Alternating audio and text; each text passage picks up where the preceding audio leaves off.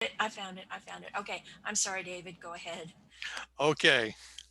Hello, everyone, and welcome to the, let's see, this is the fourth installment from my Journey of the Soul class. We will finish with February and March.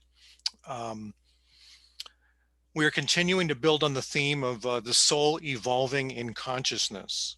Today, we're going to be working with information about the concepts of service, spiritual study, and talking also about discipleship too, and the stages of discipleship.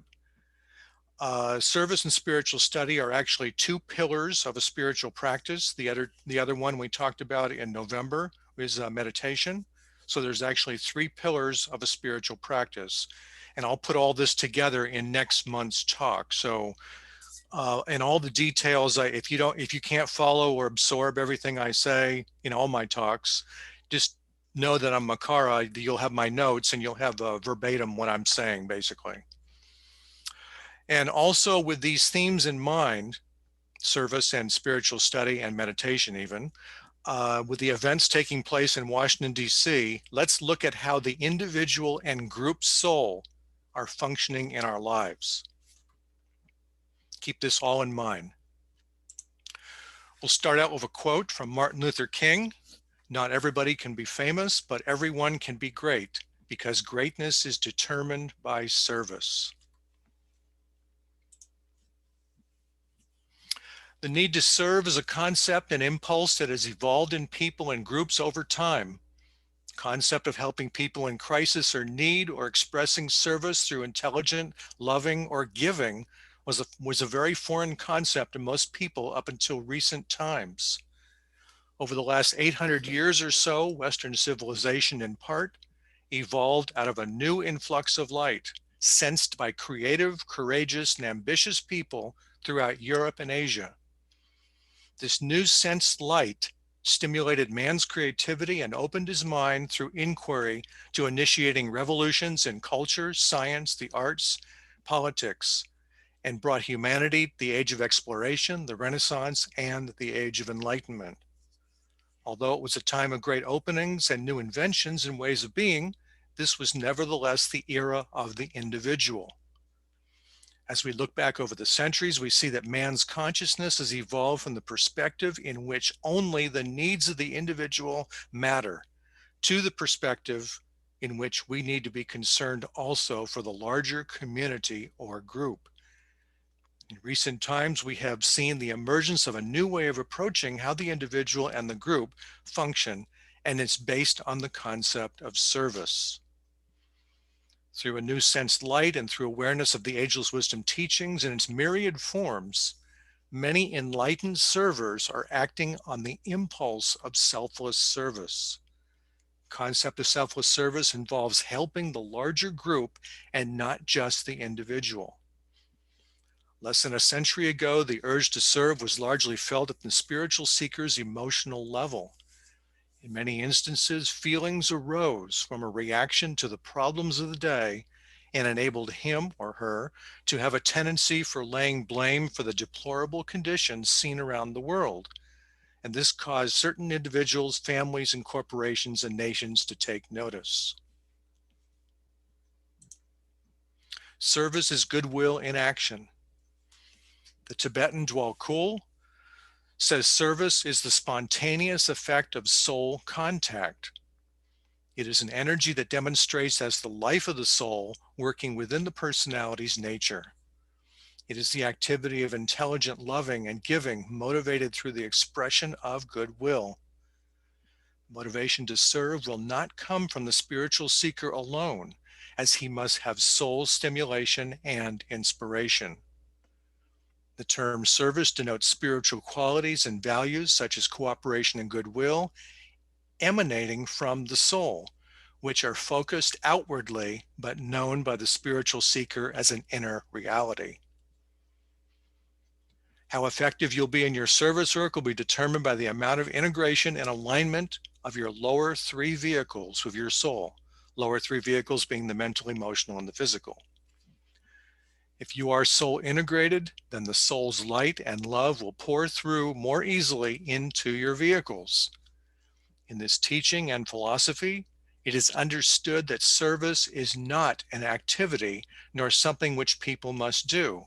Service is considered to be a demonstration of the life of the soul, as you are allowing your personality to become a living channel and expression for the soul on the physical plane. In your meditations, when you make soul contact, you are aware and that you are a living principle of this harmony.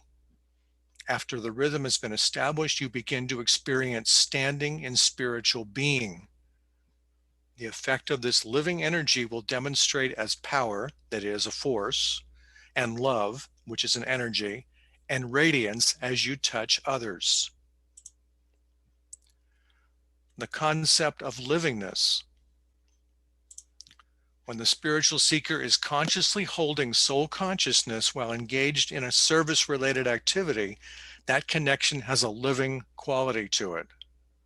What is the nature of livingness? In essence, livingness is that soul energy of light and love moving through your consciousness freely in whatever activity you're involved with. Livingness is also a prompting energy to practice harmlessness, integrity, and compassion, compassion with individuals and groups. But it is more than just an awareness. It is a vitalizing energy and consciousness of the soul that you hold as you go about your work. It can be thought of as a presence always in the background. As much as you make the effort and identify with that soul energy, then you are guided and you can set your intentionality from that space. This energy gives you purpose, intention, and direction when it is present. The urge to serve. As the soul is naturally group conscious, it impresses the spiritual seeker with the urge to serve, and the spiritual seeker responds with the inner urge to cooperate, and as a result implements the higher purposes of the group. In the outer world, we see that service is a powerful soul expression for enabling right group relations. As harmony becomes part of the natural expression of the personality, the server will naturally be practicing harmlessness. This energy breaks down blockages, for example, if the server is a facilitator of a group that has members with opposing viewpoints, his poise and expression of harmlessness will allow him not to take sides and be able to see the higher way for fostering mutual cooperation. The outward expression of service is also a means par excellence for awakening people to their own spiritual consciousness, giving them a sense of responsibility for themselves and for the greater group they are increasingly identifying with. The server will offer help for others to know and understand what it means to stand in spiritual being, as he himself has learned. The server will aid individuals in expressing service in their chosen fields as he or she desires to express it, and not dictating how and where service should be done. As a member of the inner ashram, an effective server will facilitate the working out of the plan. At this point, are there any questions or comments? I don't see any hands right now or any comments. All right, I'll continue then. Holding the vision for one humanity, of one humanity. Around the world in all cultures and nations are men and women of goodwill working with a sense of responsibility toward improving the common good. They foster a quality of consciousness that helps to remove tensions between people and brings new awareness of man's mutual inner dependence. They never take sides nor dwell in separation, but work with the attitude of what brings people together. They have been called by some the New World Servers. Other people, such as psychologist Sherry Ruth Anderson and sociologist Paul Ray, wrote about the cultural creatives. They all share the following common values. They bring people's attention to all that is positive in society, and they are spokespersons for the principles of goodwill and cooperation. There is no problem that cannot be solved through goodwill and cooperation. They understand that these are part of the secret of how to create right relations between peoples. They seek to expose old, outdated patterns and forms and build new ones based on goodwill and working together toward a common goal. They hold the vision of one humanity and espouse the concept of a world beyond or without hatred and violence. They envision a place where divisions across religions or class lines have disappeared or that have been neutralized. Some are actually building and providing a thought form for the solution to world problems. New Global World Servers hold the concept that all kingdoms and the environment can mutually coexist for a sustainable future, and that mankind has the responsibility of caring for them now and into the future. And they hold the vision that we are one humanity and invoke the principle of sharing the world's resources, and that no one individual or corporation or nation can control the resources vital to the health of humanity. While they may or may not be part of any spiritual group or organization, they never interfere with the free will of any individual or group. They help stimulate the spiritual concepts of tolerance and community in human affairs. They understand that the higher human values help foster better human relations among all people and nations. This mindset of working in cooperation helps with spiritual integration and promotes a foundation for civil discourse between all members of humanity. Through all of this, we underscore the notion of the individual radiates the soul light and the will to good.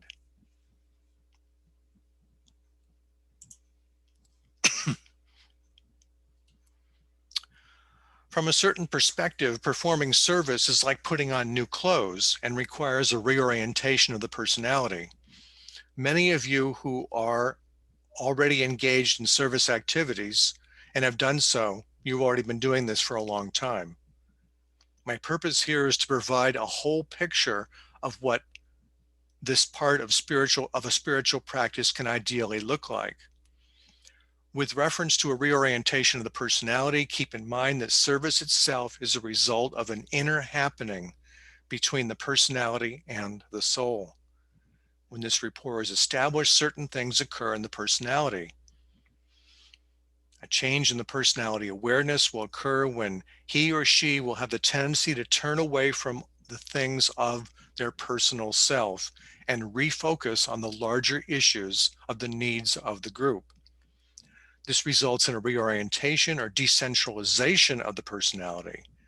In a worldly context, this can also be letting go of addictions, minor or small, such as shopping, gambling, or food cravings as a distraction, for example.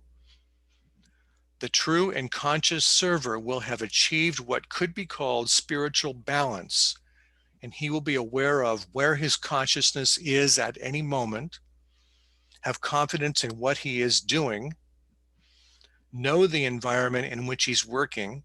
This is relating to the inner landscape of his mind. He always maintains a connection with his soul, knowing that his connection is a spiritual tension. Spiritual tension originating from the soul has a quality of radiance and can be used for outward expression of service and goodwill.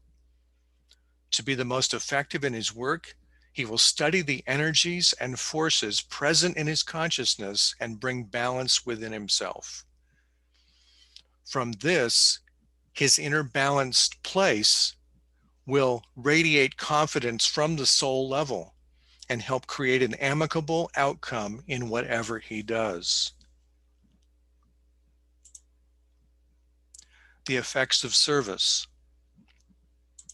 When the soul is beginning to transform the consciousness of the individual server, it is beginning to affect the larger group, humanity itself. And how is this?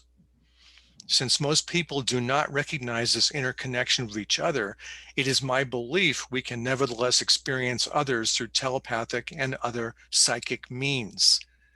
For these types of subjective connections, look at the concept of a national conversation on a political or social issue.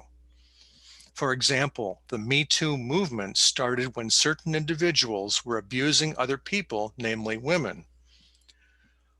Or the Black Lives Matter movement, where police brutality toward Black men and women has occurred over and over. The conversation continued with officials, the media, and protests in the streets about what transpired. The very ideas discussed affected our minds. We may have agreed or disagreed with outcomes, but the concepts were of a subjective nature, and the effect is felt on the inner planes of the mind. Another idea is running after service, for example, through willy-nilly giving to philanthropic causes. Activities can be interpreted by the personality who seeks to impose his idea of service upon others. Although the server is sensitive to impression, he, in the initial phases of soul contact, can misinterpret the truth. He must learn to identify with the unfolding soul life and not just dwell on changing the outcomes only on the physical plane. The concept about the server being connected with his soul and learning to hold a spiritual mindset in his life is critical. In this way, he is responding spontaneously to service as opposed to the mentality, I think I'll engage in this activity because I think it's needed. Or this type of service may indeed be needed, but the point here is to realize, to know how much the personality is driving the decision process. Knowing this can help facilitate greater effectiveness in service work. Only by honestly looking at yourself will you be able to answer this. Are there any questions or comments? No, I don't see any yet. All right, moving on. Here's another quote from Albert Schweitzer. I don't know what your destiny will be, but one thing I know, the only ones among you who will be really happy are those who have sought and found how to serve.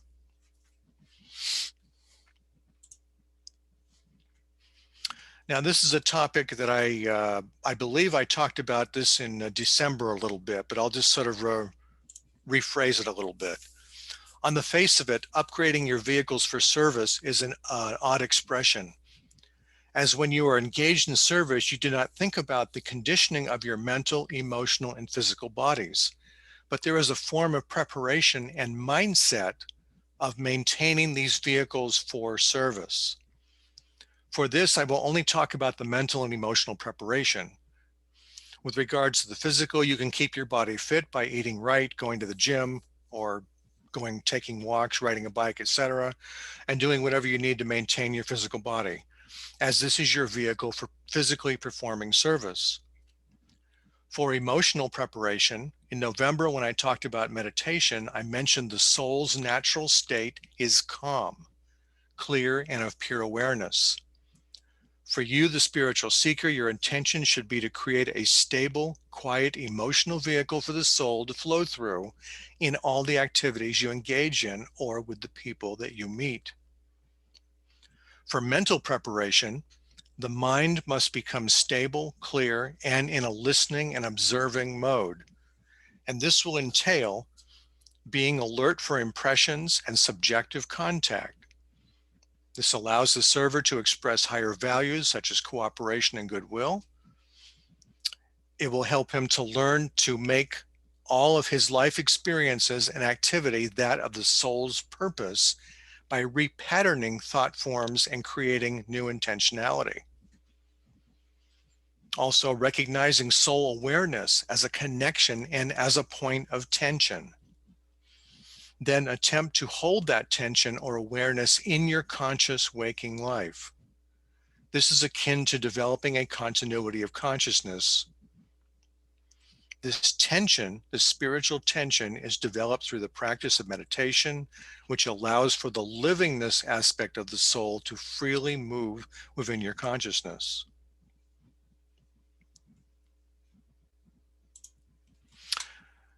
Now, here's a subject that I put together. This is a topic that I'm sure many of you are encountered and it's rarely discussed, and I call it inconvenience in the path. There are times in a person's life when he or she must fulfill obligations, and perform service. This means you must stop what you're doing and help somebody in need. From a worldly point of view, a person will encounter situations where he must perform some activity and say, well, I don't have the time, or this is not what I plan to be doing right now, but I must. So what are some of the energies happening in a person's consciousness? The answer is anger, resentment, selfishness, and impatience. These are feelings of a person not soul-focused. A person who is soul-focused will encounter similar situations of inconvenience, but have a different response. The reaction will not be anger or resentment, but love, gratitude, and perhaps even a sense of flowing with or adapting to the situation. It is also knowing that service sometimes works by bringing the server to a particular place and knowing his soul's radiance to be present. Ideally, you do not question the circumstance, but as a consciously aware and soul-focused person, you understand that you are bound to bring forth the highest energies of love and the mindset, I am a pure instrument of service. Another way of approaching the energy of me-only mindset is to study your urges and motivations by noting them in a spiritual journal, which I'll talk about shortly. Ask yourself, do I tend towards thinking of myself in all circumstances, or do I embody compassion and kindness? What are my motivations? What are my first impulses when an opportunity to serve arises? To the server on the path who understands these dynamics, he is ever vigilant and aware of the personality for serving at a moment's notice. And he asks, when so-and-so happens in my life, then what are the choices I am making? And what am I bringing with me at any moment? So that's my points on service. Is there any questions or comments on that before we go to spiritual study? Not really, although you do have a comment from Marianne, and she says that you're very clear and simple, and it's a lovely flow in Oh, your presentations. okay, good. Spiritual study. For our next section, we'll talk about the third pillar of a spiritual practice, spiritual study. Perhaps the everyday person may consider his or her life uninspired because they've made little or no attempt to gain knowledge or information that will inspire the mind. Here we understand that the esotericist is self-taught. This is the ancient saying and is profoundly true. By identifying with the wholeness of life, all knowledge and wisdom is within our own nature. This approach to spiritual study simply attempts to help you draw it forth objectively through the mind. Ultimately, we wish to develop a synthetic understanding of a given subject and allow pure reason and understanding to come forth from the Buddhic plane. Now we look in this chart here that's on your screen, and we see the Buddhic plane is up here. I hope you can see my cursor moving in the upper part of the screen here. Yes, we can. Okay, excellent. Okay, so anyhow, the concept is when you become soul integrated, you become soul connected in your meditations, then you're opening up this channel from the mind, the lower mind right here, which is the concrete mind. And you're saying, I want to open myself up to the soul. So I want to open myself up to impressions and the higher mind. And ultimately, much later in your path of discipleship, which I'll talk about it shortly a little bit too, you're connecting with the spiritual triad, which is also known as the Atma, Buddhi, and the Manas here. These are the higher energies which we aspire to become. And ultimately, the Buddhi energy, coming from the Buddhic plane or the plane of the intuition, will ultimately replace our astral energies. And so we ultimately will bring forth those energies. The soul is our means for allowing that to happen. The challenge is to put our personality aside. So we have to purify ourselves. So I could go on and on with that, but you understand that concept there. When we have blended both the Buddhi or the intuition with the Manas, we will be able to, Manas is the higher mind here, we will be able to see the whole and the relationship of every part of that whole. This will enable us to think and act with wisdom, in another word, and related directly to the quality of buddhi. So when we bring forth the energies of buddhi, we'll hopefully, when you actually start contacting the buddhic plane, or the plane of the intuition, you will be, your personality will be much more calm, much more clear, and much more of a bridge for the higher energies to flow through. And you'll be able to enable pure reason, love, intuition, etc. Through the study of spiritual teachings, the esotericist can bring inspiration to his or her life. When combined with meditation and spiritual living, spiritual study can help develop the world of meaning. Daily stimulation of the mind is necessary so it can become responsive to impressions and the higher energies from the soul. Remember, an impression is an idea, feeling about something or someone, especially one formed without conscious thought. This can be your first impression of a person or a place and what you sense on the inner planes. It is, by its very form, of a subjective nature and closely aligned with the intuition. Impressions often come in the form of symbols or an image and register in the concrete mind as an idea or a thought form. As an esotericist, you will observe that people convey thoughts through voice, body language, and even in print, such as magazines and newspapers and books. These are examples of a form of telepathy, as they are conveying subtle thought form energy.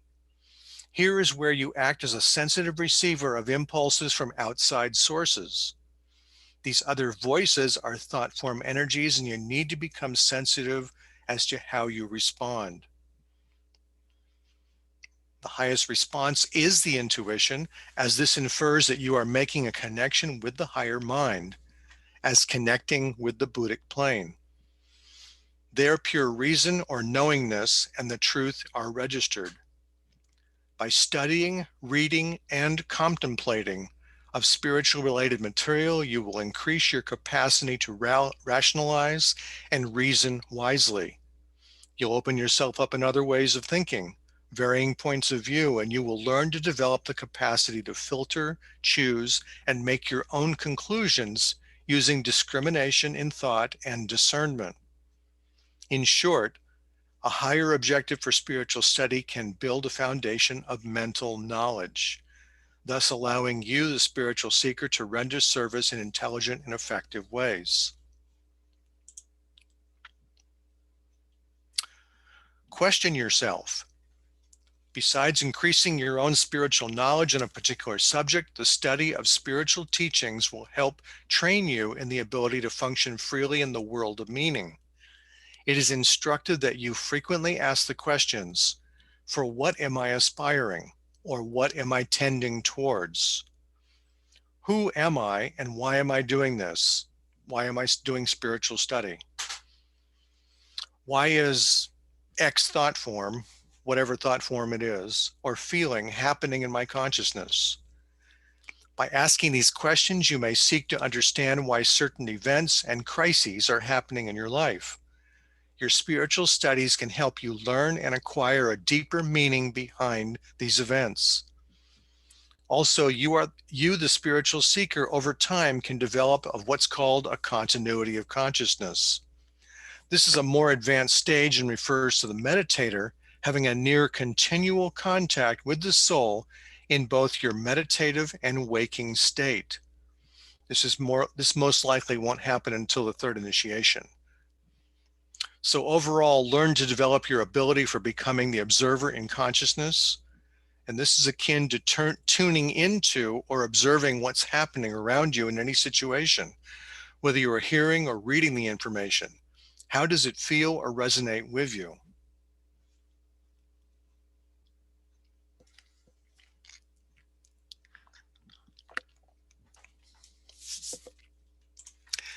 Conducting an evening review. Another aspect of spiritual study is to conduct an evening review or create a spiritual journal. The journal becomes a record of previous experiences which can be referenced, such as observations, impressions, dreams, etc. Spiritual journal can become a tool for seeing patterns that may emerge in consciousness. It is up to you, the seeker, to interpret what was written before and use the intuition to come up with a strategy for growth and transformation of a thought form or feeling. For example, I used to have a fear of public speaking. I noted in my journal before that the fear came from an earlier part of my life. This fear held me back from growing in my service work.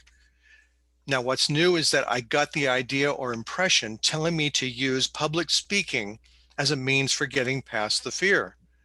That is, I, the seeker, know that I must challenge myself and transform the energy of fear. So with a measure of courage and will, I have been giving public talks, and over time the fear has dissipated considerably. By getting past the fear, the soul radiance can now flow better through me, and my service work is enhanced.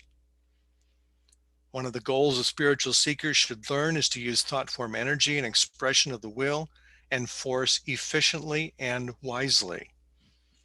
In the example above, I, the individual, review my own journal and develop personal skills about how the effects of energy and force play out in my life. I can study and I can ask, with what I know of the situation, how can I make this work in a better way? Or what worked and what did not work well and why? If I have a good understanding of the problem, I can learn to use my intuition and develop further insight. If there are additional hindrances and even potential crises, then I can learn to move through them and develop a strategy for preventing them happening that way again.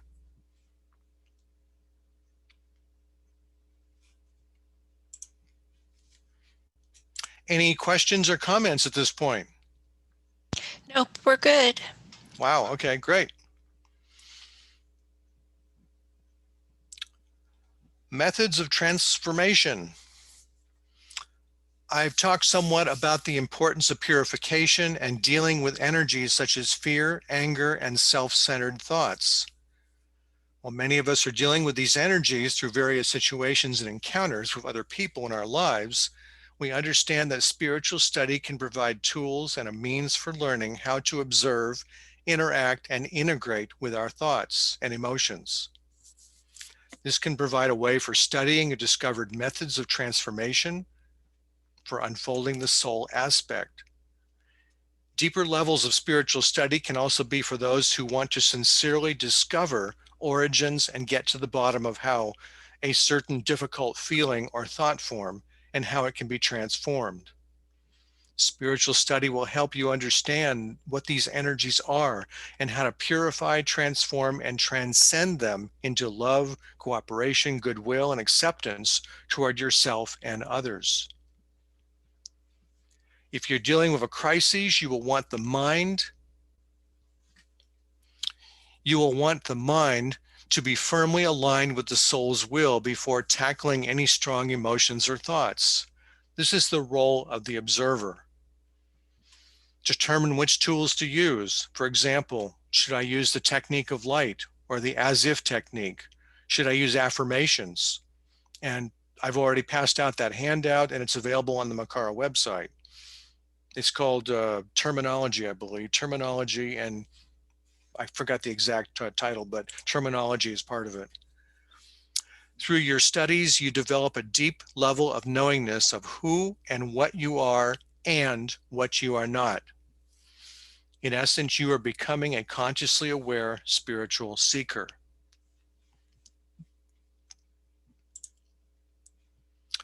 Studying a spiritual text. You may ask, which spiritual text or reading should I study? Or how should I study a spiritual text? We want to approach this with the idea that you are wanting to stimulate the brain and the mind so it can become open to impressions. Prior to study, it is recommended to align with your higher self, the soul, and pose questions for providing the conditions for optimal comprehension. In this course so far, I've touched upon the following topics: the evolution of consciousness and the path of liberation, the human constitution.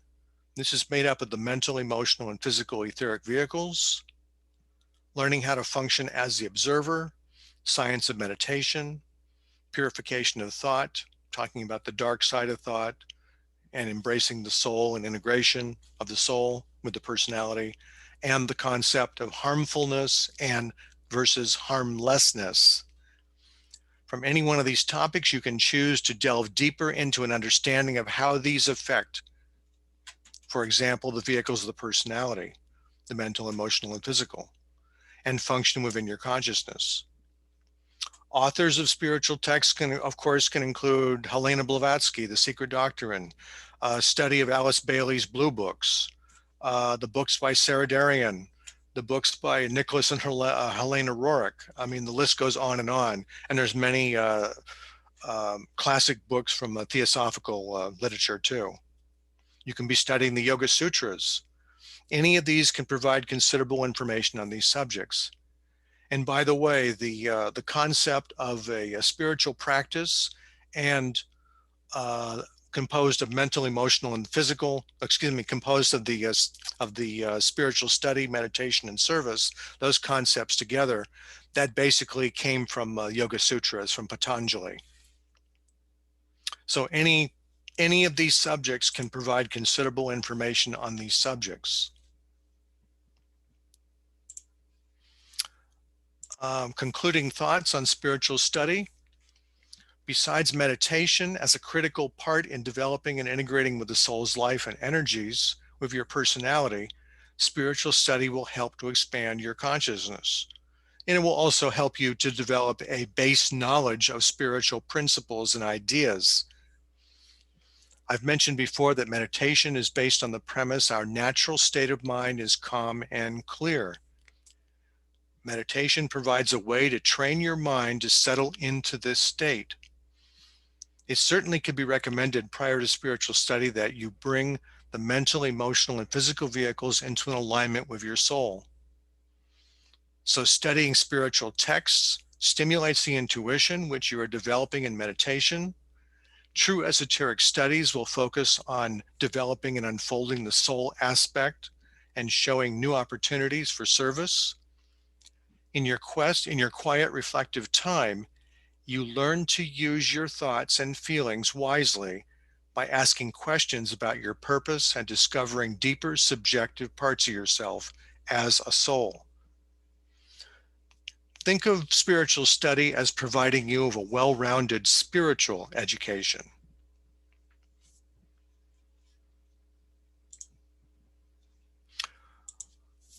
We have a quote here also from Khalil Gibran. Say not, I have found the path of the soul. Say rather, I have found the soul walking upon my path. For the soul walks upon all paths. The soul walks not upon a line, neither does it grow like a reed.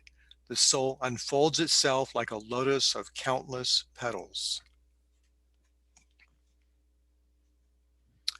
And before I start talking about the path of discipleship, does anybody have any thoughts or comments?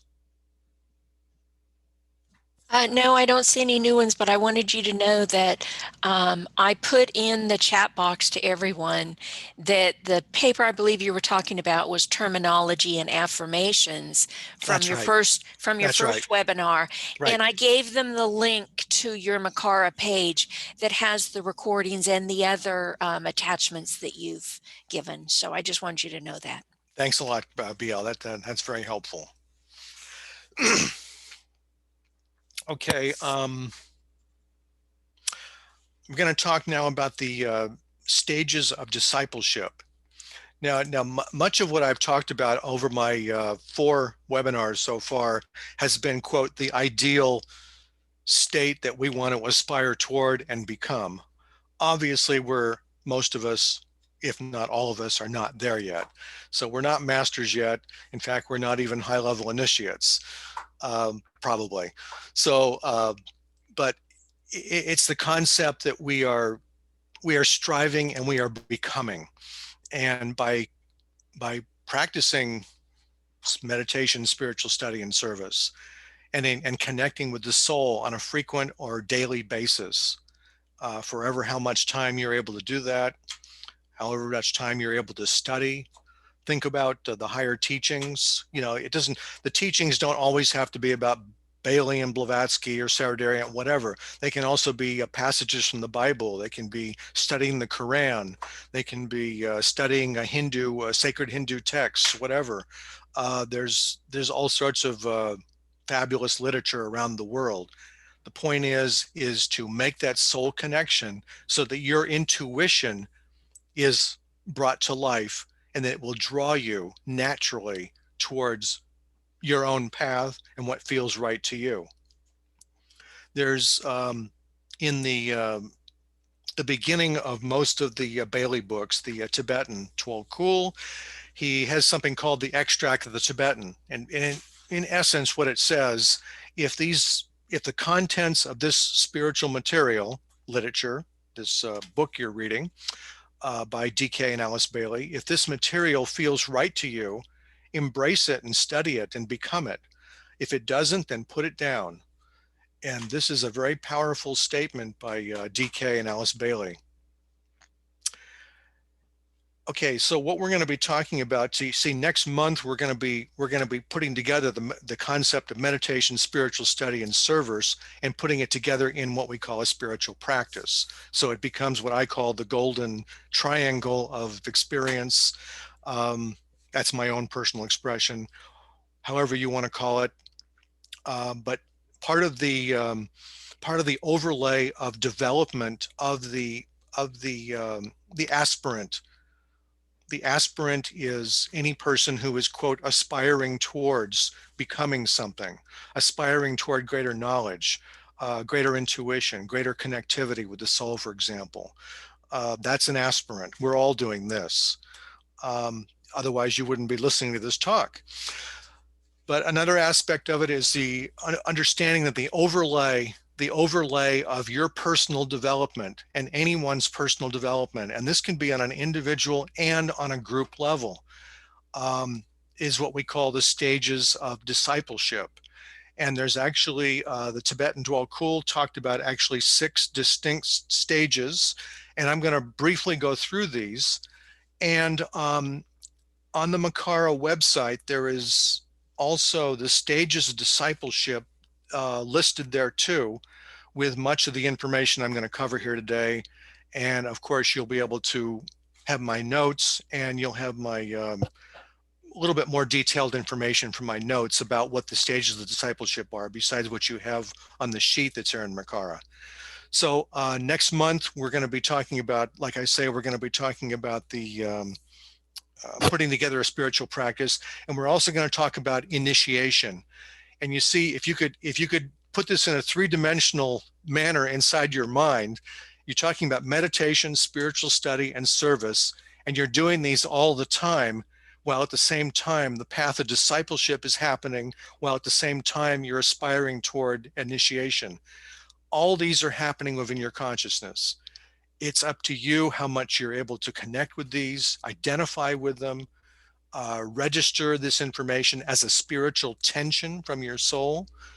I'll just leave it at that for the moment. And so we'll talk about the stages of discipleship.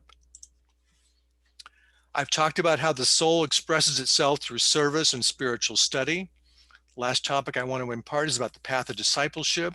It's actually a background process during the aspirant's life in developing connection and direct experience of the ashram. There are actually 7 ashrams that are located on the plane of the intuition, we are told by the Tibetan, and 7 ashrams corresponding to the 7 rays. And from these ashrams also is that the ideal concept of what the 10 seed groups are, which is a totally separate subject, but I just want to reference that right at the moment. But it is the soul as the agent of the monad, our highest spiritual essence, who is our master, and it guides us through all stages of transformation. When we speak of the path of discipleship, the term discipleship refers to the disciple or esotericist who takes a more serious tone and is committed toward deepening his or her spiritual work. Disciple is a term related to a person who follows a particular teacher, for example, your soul, or a philosophy. Various stages of an individual goes through in an inner transformation, and it's called the stages of discipleship. The stages of discipleship will take place over a number of lifetimes and parallel the aspirant's effort toward purification of the lower mental, emotional, and physical etheric vehicles. Also parallels the path of initiation, as I mentioned, which I'll discuss in next month's talk. Stages of discipleship refer to technical changes and spiritual achievements in your consciousness. The Tibetan Dwell lists 6 distinct stages in detail in Discipleship in the New Age, Volume 1, and talks about how your consciousness is evolving and is entering into a new and wider field of awareness, relationships, responsibilities, and power. Your life is characterized by a shift from an emotionally focused polarity in the mind of the personality to a mental or mindful focus. At this stage, much of the emotional and reactionary tendencies are largely under control and do not dominate the lower consciousness. Overall, during these stages, you can learn the meaning and difference of loving and the will to love. This is akin to connecting the heart and the mind together for service. The higher buddhi, coming from the plane of the intuition, is replacing the lower emotional, errant energies and thought forms. Experience of deepening levels of pure awareness and beingness in meditation is also occurring. So let's talk about the first stage. And these titles, the stages, titles, or names are what's given by Alice Bailey in the Tibetan.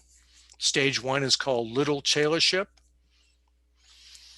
And there's also a handout that I passed out also, which is on Makara, called Stages of Discipleship.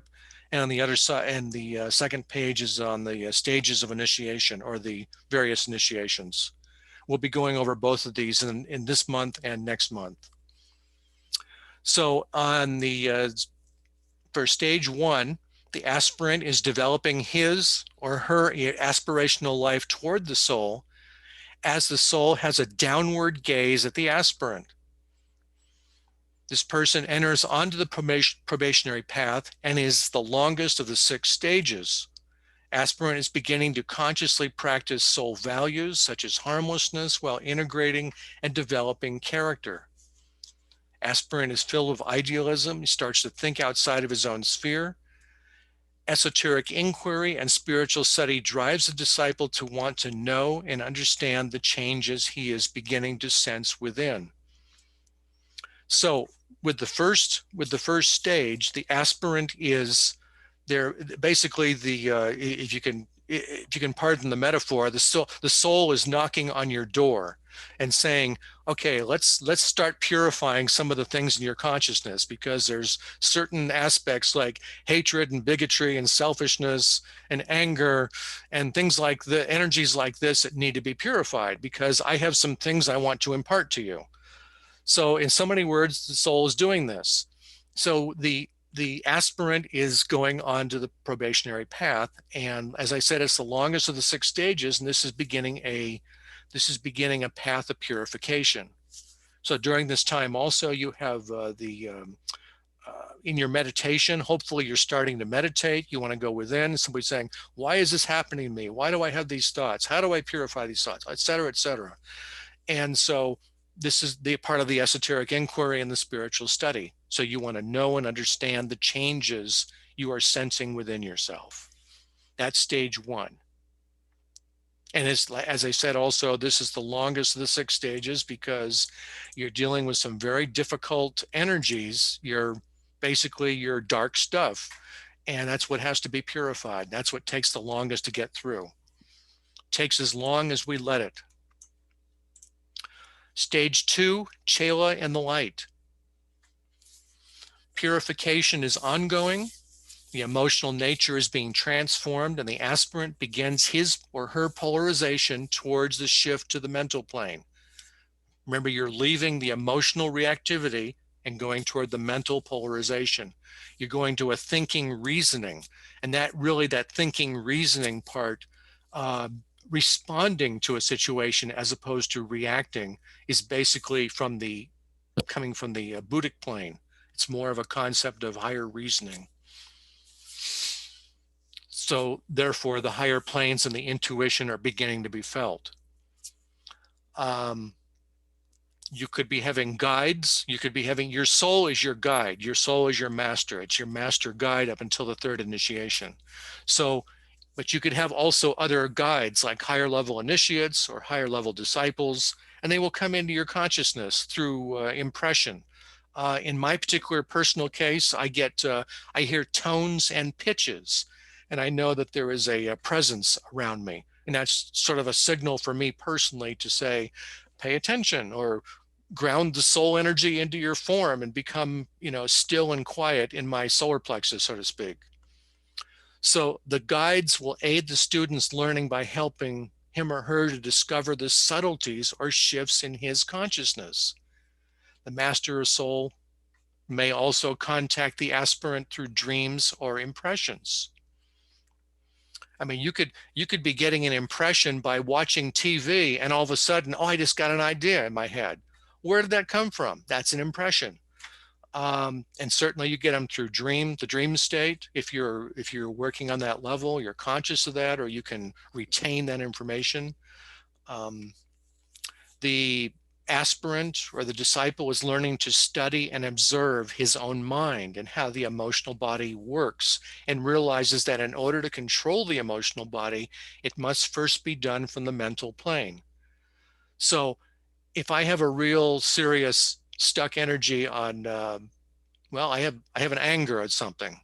And so I realize, at least I'm honest with myself, and I say, yes, I got this anger and it's a problem and it's causing tension and problems in my relationships, et cetera, and how I view the world, et cetera. And so I need to deal with this. So intelligently, I say from the mental plane, saying, how do I deal with this? I can use the technique of light. That's also one of the handouts I've passed out. That's on Makara too. You can use the as-if technique. I can practice harmlessness. I can practice goodwill, or just a calming energy, and center myself. So nearing the end of the 2nd stage, the disciple will take probably the 1st initiation, which is characterized of establishing the Christ principle of the heart, which is basically developing, it's actually the 1st initiation. I'll go into this in much more detail next month, but the 1st initiation is the idea that you're beginning to love humanity, which means you're going outside of yourself as the individual and realizing there's a group out there and I'm part of this group, and that this group also needs to be, I need to work with this group too. So I'll get into much more of what that means in next month's talk. So that's stage 2. Are there any questions or comments on this so far? No. Oh, yeah. No, that's all we've got. Okay. Okay, let's move on to stage 3. Stage 3 is called accepted discipleship. So the server has moved, the server, you've moved consciously onto the esoteric path. The mental plane is quite active through analysis and observation. So this means that the mental, like I say, the mental plane is quite active, and it's becoming, it's because of your meditations. This is really, when you get to the stage 3 and accepted discipleship, you've probably already been doing this for a number of years, This is not going to happen overnight or over a weekend or something. This is going to be something that happens over years to develop this. And you've got to get into that quiet space where you're really in a listening space and through analysis and observation. So in this stage 3 accepted discipleship, the disciple can easily invoke the light and the wisdom of the soul and the light or intelligence of the spiritual triad. So you're probably learning already techniques, personal techniques for yourself to calm yourself, purify yourself to the point of where you can put your personality challenges aside. You may have some genuine issues and problems and things to deal with in your personality, but you realize that your personality and your soul life or your spiritual life are coming together and they're converging and they need to merge and become balanced there. So the disciple, you're learning to hold a point of tension with the soul and its relation to its inner work or to your inner work. You may have a direct contact with the master or the ashram in meditation. Sometimes I've had dreams where I feel like I'm in a group or I'm in a classroom sometimes. I've had dreams like that. When sensed, the disciple has a strong sense of obligation and responsibility for carrying out the soul's wishes and seriousness to the path. So regarding obligation and responsibility, we understand that when we speak words, they have power. Depends upon your point in reference. I mean, a person who's very selfishly focused and into themselves, the words of power can be very threatening and very damaging. Certainly a person who is much more developed, highly developed, connected with their soul, and the words that they speak are coming from a soul radiance point of view, because there's more soul integration through meditation over time. The disciple understands the difference between loving and the will to love. This is akin to connecting with the heart and the mind together. The disciple is consciously and mentally linking and blending the heart and the mind together. So this is intelligent, loving service, as opposed to somebody who says, "Oh, I'll just go down to the homeless shelter and help down there." Well, yes, that is putting the mind and the will together and the heart together. Within his mind, the server's mind, he is aware of the difference between the lower selfish will and the higher divine will, and feels the pull of both. This has to do with soul integration. You're basically in the initiations, which I'll talk about next month. The Tibetan Dwakul talks about how at the first initiation, you're approximately 25% soul infused, which means your etheric body, your chakra system, and your consciousness has approximately 25% of soul energy that is open within your consciousness. And for the second initiation, you're about 50% purified, or I should say soul infused. Third initiation, you're basically getting up to 75%. Like I said, I'll get into these more in detail in next month. The disciple at this stage of accepted discipleship, he learns to hold the point of tension with the soul and is learning the meaning of holding the mind steady in the light. This is done through an active will. So you could be in a very difficult situation, a tense situation, or a loving situation too. And you can be holding the higher self in your consciousness and radiating it outward. Remembering your consciousness, your thoughts, your feelings, your body language, everything about you is radiating this energy. The second initiation is possible at this stage as the disciple willfully controls his emotional tendencies by transmuting them into higher aspiration. By anchoring the soul's awareness and consciousness, this helps to create a stability for making the second initiation possible. And the second initiation, which like I said, I'll get into it next month in detail, it basically has to do with willfully quelling it's basically the final purification before you take the third initiation. Okay, stage 4. BL, at this point, if you come across any questions or comments, just feel free to interrupt me. Okay. Stage 4, Chela on the thread. At the beginning of this stage, the disciple will have already taken the second initiation. He has achieved a great stability in the emotional astral body through the power of the will. The third initiation will possibly follow within a short period of time. It could be within the same lifetime, as DK says. Chela on the thread refers to the pull of the Sutratma, or the livingness thread, or living light emanating from the master. Now, our highest master, as I talked about in previous webinars, is the monad. And the monad is what gives us our life. And that comes through what's called the life thread, or the Sutratma. And the soul is the agent of the monad. The soul is the agent throughout multiple lifetimes, carrying out the will of the monad for us to be in incarnation, purify our karma, and learn to be as conscious as the monad on the lower 49 planes. So this is our great challenge. Almost nobody is aware of that concept yet, except intellectually, and certainly we're aspiring toward making that a reality. The Sadratma, or the livingness thread, is like a current drawing the disciple towards the master in the ashram at this stage. So in your deeper meditations, as you are deepening your meditation, in fact, your life at this stage, your life is becoming a meditation, and you are learning to connect with your higher self much more. And you're probably getting more impressions from the master also at this point in the ashram. So you, the disciple, become trusted in the eyes of the master and the ashram because you've done a considerable amount of purification. You've also practiced a considerable amount of harmlessness in your consciousness. Remember the expression that the disciple cannot come before the master unless he or she has lost the power to do harm.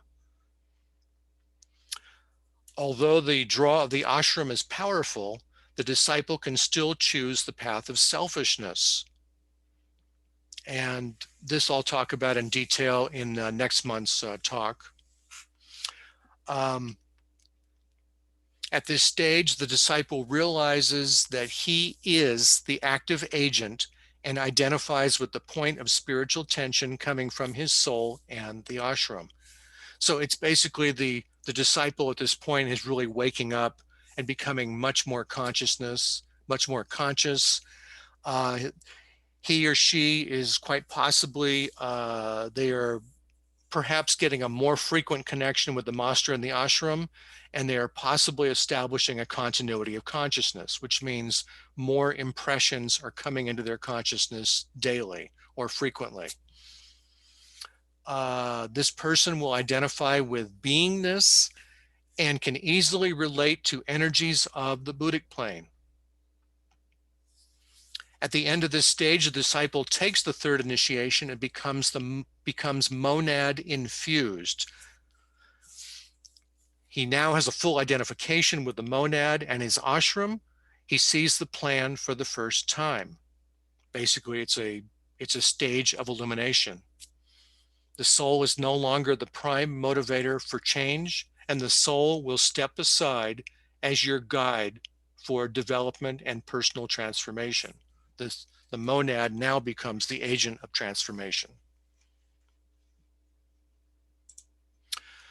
Stage 5, Chela within the aura. There is almost a complete at-one-ment with the master, his aura, and his ashram. And of course, when we say at-one-ment with the ashram, we're talking about with the purposes of the ashram. To dwell in the master's aura, he must substitute peace with serenity. Now, I talk about this in my books, the concept of peace and serenity. It's interesting because peace, we say that, oh, I want peace in my world, I want peace in my life, I want peace in my nation, etc. Well, that's a wonderful thing to aspire toward, but peace has the opposite of duality. It's in duality, and it has a piece, the opposite of it is conflict. But if you are experiencing serenity, you are in the Buddhic plane. You are experiencing Buddhic energies, and there is no conflict there. In fact, there is no thought there. There is pure beingness and pure awareness and pure serenity. And so that is a much higher aspect in consciousness to aspire towards.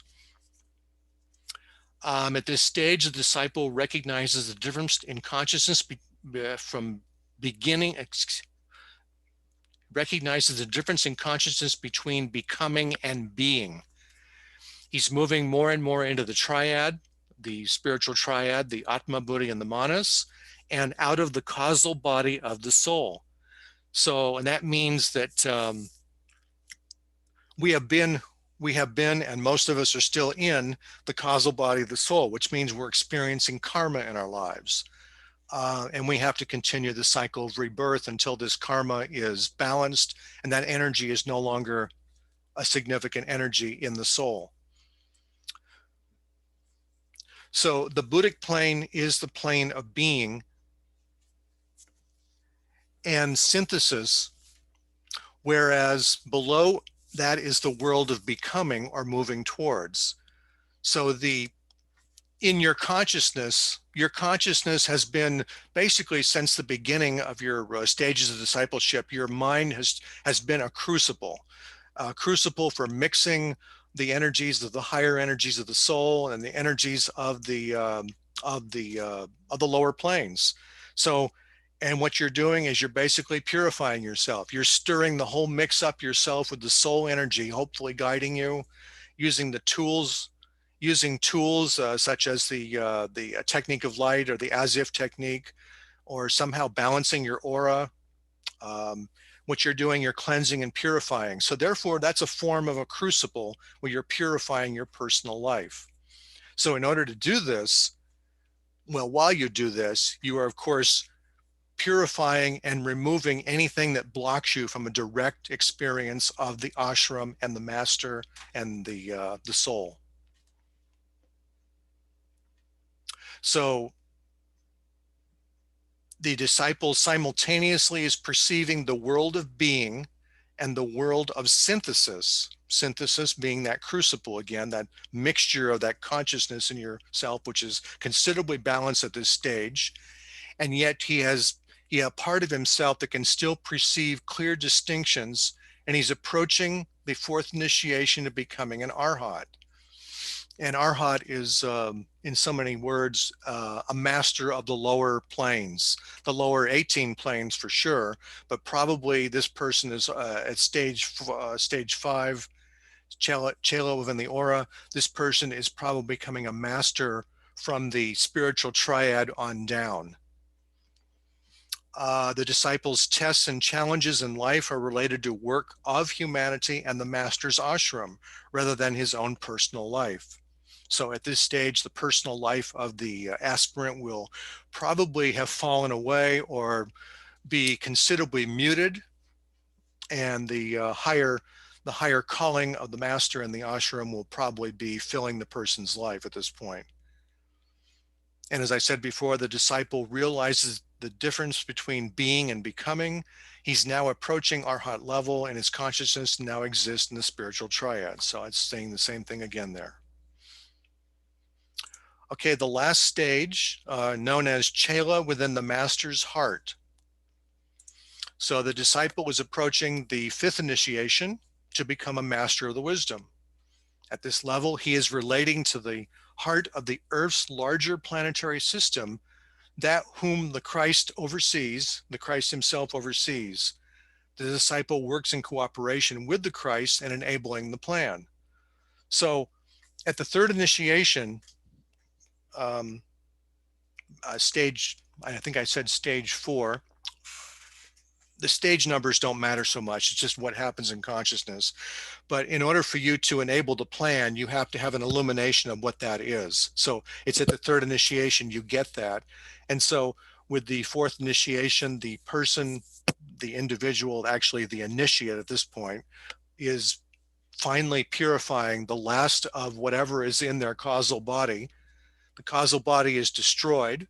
It isn't needed anymore, and the cycle of rebirth ends. The person has purified everything within their consciousness. So they are on the verge of becoming a master of the lower 49 planes. And the lower 49 planes is also known as the cosmic physical plane. So the disciple graduates, my term, graduates from being the initiate to becoming the master at the fifth initiation. His soul and causal body disappear, as I said, and the cycle of rebirth ends. This stage happens at the completion of the fourth initiation. He's recognized by his fellow masters and can freely work in the planetary heart center. The master can now build a Maya Varupa, or body of manifestation, and interact with the lower dense planes at will. So the Maya Varupa, well, when the person gets up to the, I believe it's the fifth stage of initiation, fifth stage, they have multiple paths they can choose, different paths of service. And one of the paths can be the earth plane service. Another path can be going to Sirius. I mean, I just intellectually understand this. I don't have direct experience of this. So, but it's just knowing that there's different possibilities that the person can have a Maya Varupa for wanting to come back in physical form. And it is with the year 2025 coming up in 4 years that the externalization of the hierarchy will be taking place. And the masters of the wisdom, who have gone through all these stages themselves in previous centuries and millennia, going thousands of years on back, masters and sages and initiates, arhats, they've all gone through all this. They've all gone through the path of pain and suffering and physical plane experience. But they've evolved beyond that. And that's why they are, quote, masters of the wisdom. And they also have a direct experience of the plan. And so when they come back, they'll be setting the date on 2025. When they come back, they will have bodies of manifestation. And bodies of manifestation means that they have a complete level of consciousness about how to manipulate the physical form to be able to create a new body, a chakra system. They will be completely, basically, we talk about the soul infused personality. They will be a master infused personality. And so their whole consciousness will be expression coming through that form, which we will probably see in physical form, but that's totally speculation. I don't know.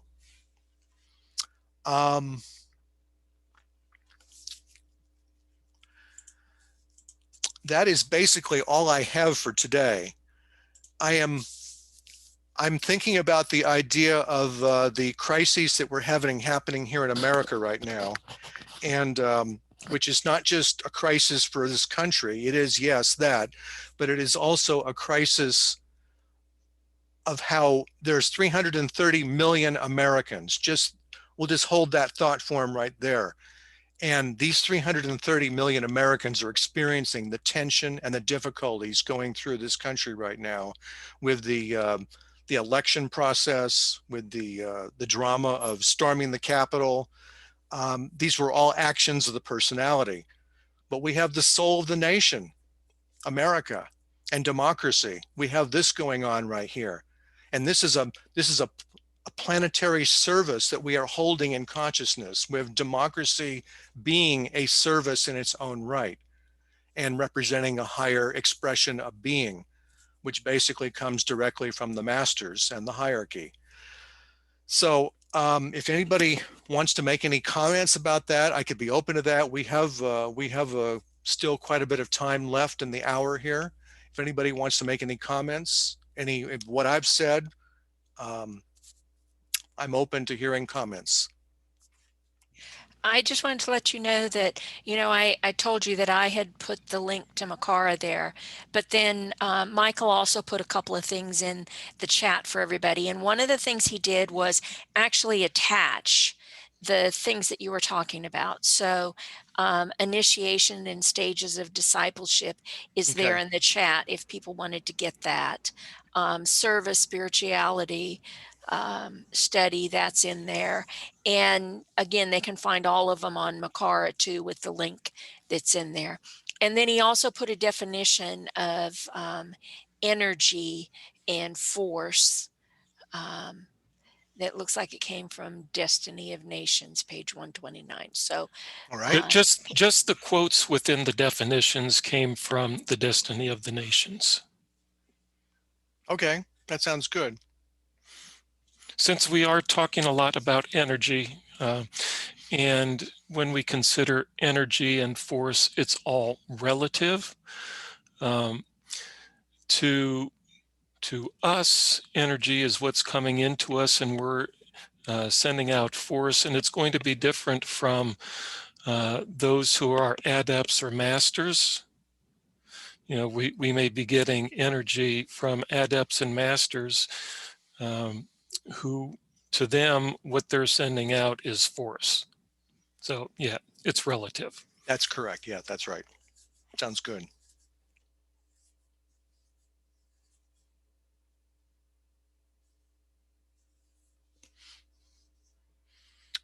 Anybody have any comments or we lost your audio.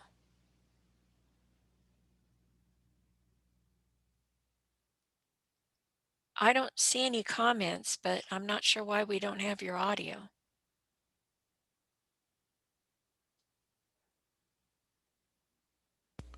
Can you hear me now? Yes. I think I touched the button on my Zoom, excuse me, my boom microphone. Yeah. Okay, yeah, go ahead. If anybody else has any comments or ideas or insights, especially regarding current events and discipleship, spiritual study, service.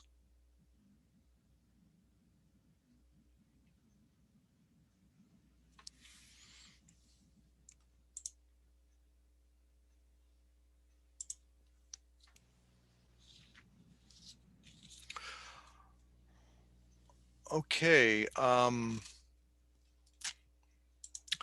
Like I say, next month I will be talking about taking the concepts of meditation, spiritual study, and service and putting them all into one little package, which is setting up a spiritual practice. And I'll also be talking about initiation, as I mentioned.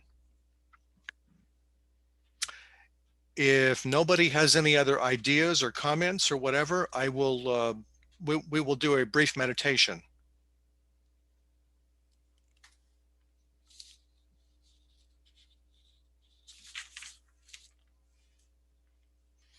Okay.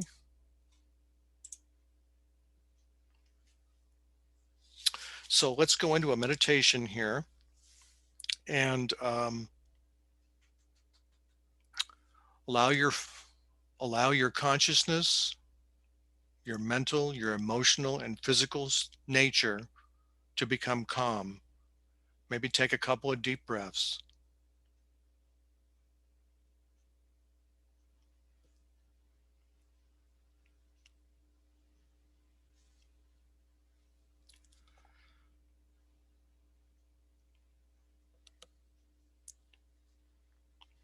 And raise your consciousness upwards towards your emotional and astral body and your mind, and make it going towards the soul, or your impression of the soul. All of your thoughts and feelings become calm and serene.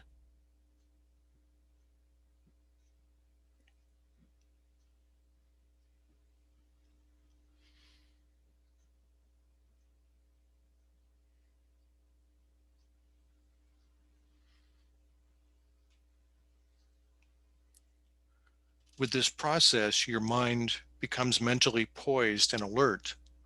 You're basically becoming the observer in your mind, and you remain in a listening mode.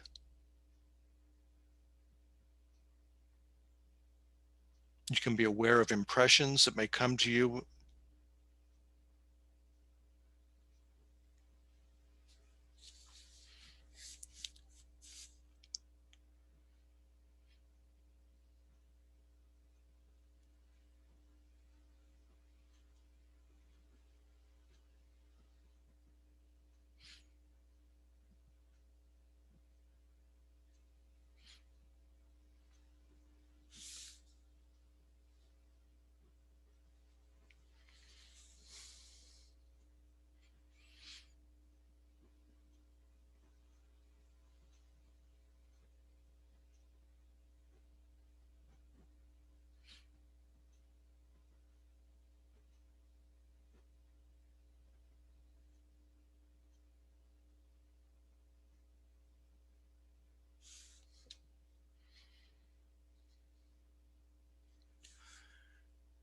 You realize as you hold this inner focus, your mental, emotional, astral, and physical etheric bodies, that is, your threefold personality, you perceive these as one. There's no separation.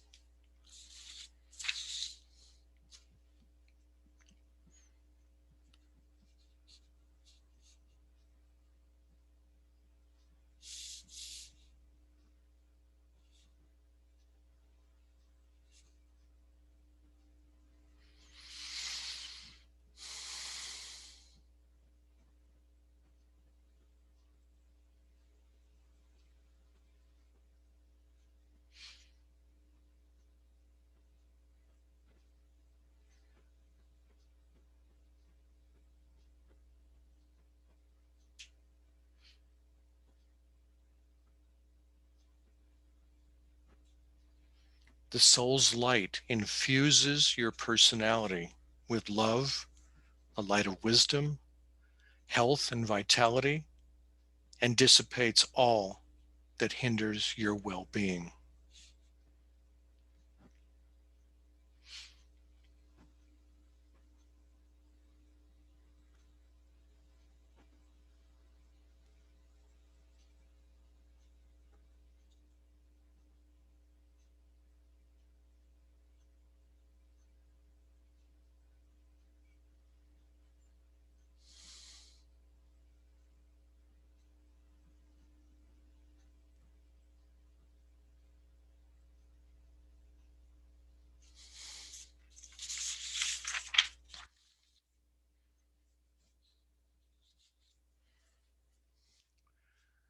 You are at one with the soul as the higher will.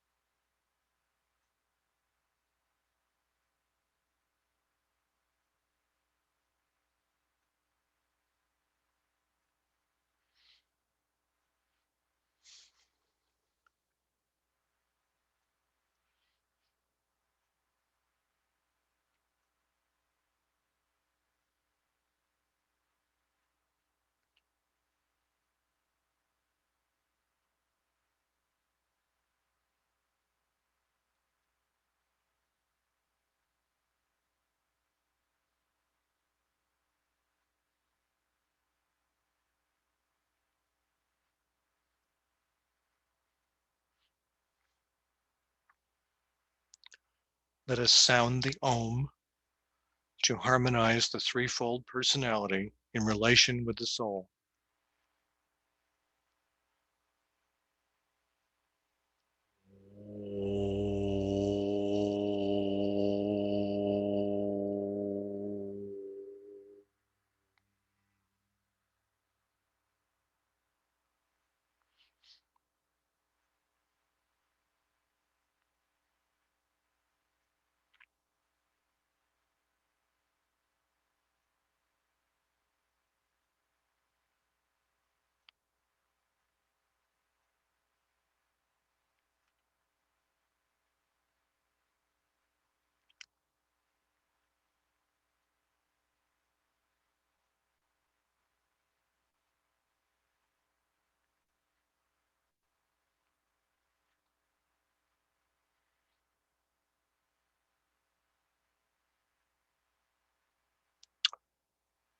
Does anybody have any comments or ideas or anything they want to share before we close today?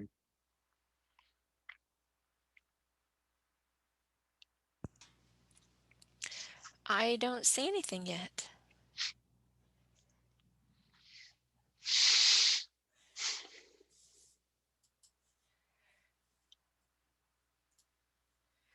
I would like to remind everyone that your next webinar in this series is the 13th of February at 8 p.m. and that I will be processing and posting this to Makara within the next hour or so, and sending out the announcement with that link, should you need it. I'll send you my notes also. Thank you. I appreciate that. The slides and the notes. Okay, sure. Some of it is already on Makara because you've got that the initiations and stages of discipleship. Oh, those are the handouts. Yes, of course. Right. Okay. Thank you. I still, all right, we're getting some thank yous in from Christina. Thank you, David, for this inspiring talk. From Yvette, the presentation was wonderfully done and easy to follow. Thank you. From Jim, thank you for another illuminating and interesting webinar. So they weren't all sleeping. Yeah. Okay. Kirsten says, thanks for the excellent presentation. Zenaida says, thank you. Jane says, appreciate the insightful thoughts. So, Okay. well received. Thank you, David. I appreciate that. No problem. It's actually my hat is tipped off to you for recognizing this information within yourself. You hear it from somebody else and you're hearing it. Does it sound right to me or does it not sound right to me? So you're acknowledging that. That's great. Using your intuition. And discrimination. And discrimination. Excellent. There we go. Margaret says, I held love unites the world as a spiritual thought form for America and the world. Amen to that. Okay, well, if there's no more questions or thoughts, then we'll say goodbye. Okay, well, I'll say goodbye to everybody and we'll see you all again at this time on February 13. Bye, everyone. Everyone be safe. Be seeing you.